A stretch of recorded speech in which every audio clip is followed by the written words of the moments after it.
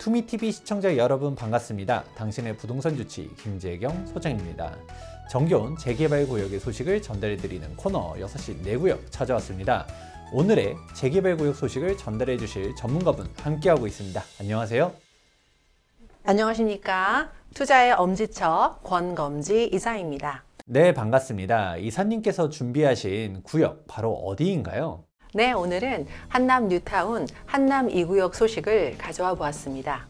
네, 한남 2구역에 어떤 소식인가요? 11월 30일 한남 2구역은 관리처분 총회를 성황리에 개최하였습니다. 조합에 따르면 12월 중 구청에 관리처분 인가를 신청할 계획이라고 합니다.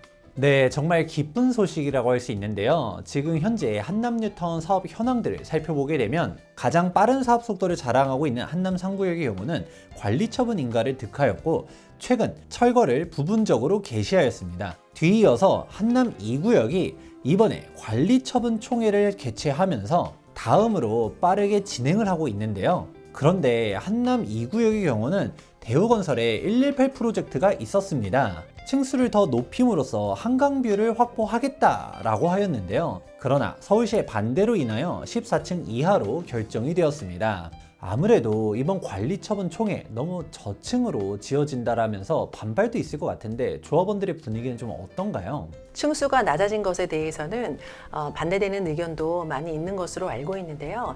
그래도 사업 속도가 중요하기 때문에 총회의 내용을 주민들이 받아들인 것 같습니다.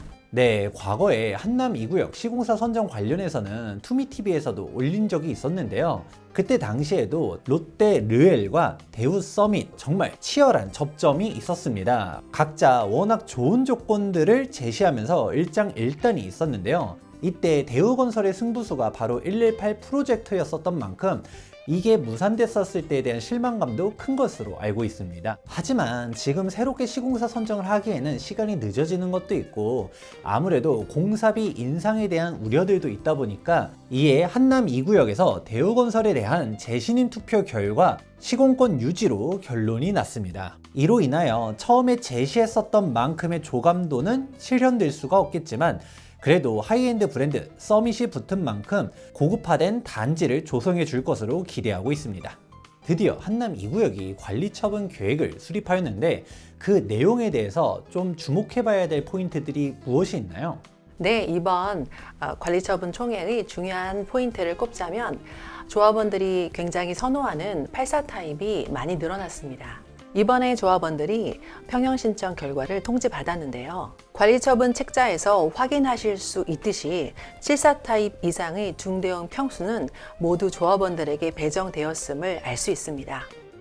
이 한남 2구역에서 또 알 수 있는 포인트가 있을 것 같습니다. 바로 이제 본격적으로 관리처분을 득하면서 움직인다라고 하게 되면 아무래도 일반 분양을 기다리시는 분들도 있을 수 있는데요. 그런데 여기서 나오는 일반 분양은 대부분 5구 타입 이하라는 것입니다. 총 건립세대 수 1537세대 중에서 임대주택 238세대를 제외한 분양주택이 1299세대인데요. 조합원 분양을 제외한 일반 분양 세대는 280세대입니다. 여기에서도 7870 타입의 테라스 하우스를 제외하고서는 대부분은 5구 타입 이하라는 것도 확인해 보실 수가 있지요. 따라서 국민주택 규모인 33평형 이상을 원하신다라고 하게 되면 조합원 매물을 매수하는 것 외로는 선택지가 없다라는 것도 기억해 주시면 좋을 것 같습니다. 한남 2구역에 매수를 고려하시는 분들께서는 감정평가 금액이 높은 그런 매물을 선택하시는 게 유리한데요. 한남 2구역 조합원 분양가를 살펴보시면 아시다시피 84 타입의 경우 조합원 분양가가 무려 19억이나 됩니다. 이는 한남 2구역의 고감평, 고분양가에 따른 결과인데요. 한남 2구역의 조합원 감정평가 금액을 살펴보자면 평균 감정가만 약 18억입니다. 따라서 다수의 조합원은 추가 분담금을 적게 내시거나 환급을 받으시는 분들도 많이 있습니다.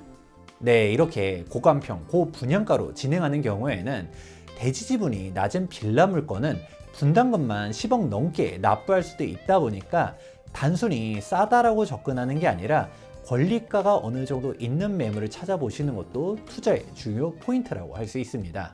이러한 한남 2구역, 지금 매수를 희망한다라고 했었을 때는 투자 금액은 한 어느 정도로 생각해야 되나요? 84 타입 기준으로 20억 중반의 투자금이 필요한데요. 투자금이 작은 매물의 경우에는 20억 초반대의 매물도 있습니다. 네, 아직 한남 2구의 경우는 20억 초반대로도 진입할 수 있다라고 말씀해 주셨는데, 그런데 한남 2구역을 매수할 수 있는 타이밍이 이제 얼마 안 남았다면서요? 네, 한남 2구역이 있는 용산구의 경우는 투기과열 지구로 지정되어 있기 때문에 관리처분 인가 이후 소유권 이전 등기 시까지 조합원 지위 양도가 금지됩니다. 네, 따라서 한남 2구역을 매도하려고 하시는 분뿐만 아니라 매수하려고 하시는 분들의 경우는 관리처분 인가를 득하기 전까지 매수 매도를 완료해야 되는데요. 이는 매매 계약뿐만이 아니라 잔금까지도 관리처분 인가를 득하기 전에 모두 다 완료해야지 조합원 지위 양도가 가능해지게 됩니다. 관리처분 인가 이후로는 1세대 1주택자로서 10년 보유, 5년 거주를 충족한 사람만이 매매를 할 수 있기 때문에 전반적인 매물 잠김 현상이 나타나게 됩니다. 그렇기 때문에 한남 뉴타운 진입을 희망하시는 분들은 지금이 매수 타이밍이라고 볼 수가 있는 것이죠. 한남 2구역 매수를 희망하시는 분들은 이런 분들도 있을 것 같아요. 아무래도 일전에 한남 3구역 같은 경우는 전매 금지 직전에 급매물들이 많이 나왔었거든요. 그래서 한남 2구역도 관리처분 인가를 득하기 전에 매도를 하려고 급매물들이 나오지 않겠냐 라고 생각을 하시는 분들도 있을 텐데, 실제로 현장 매물 분위기는 어떤가요? 네, 맞습니다. 실제로 급매물 여부를 물어보시는 분들이 많으신데요. 그러나 생각처럼 현장에 한남 2구역의 매물이 많지는 않습니다. 일전에 한남 3구역의 경우는 조합원의 수가 몇천 명이나 되었기 때문에 급매물도 많이 나왔었는데요. 한남 2구역의 경우는 조합원 수가 1000명도 안 되기 때문에 급하게 매도하려는 분도 적은 것으로 보여집니다.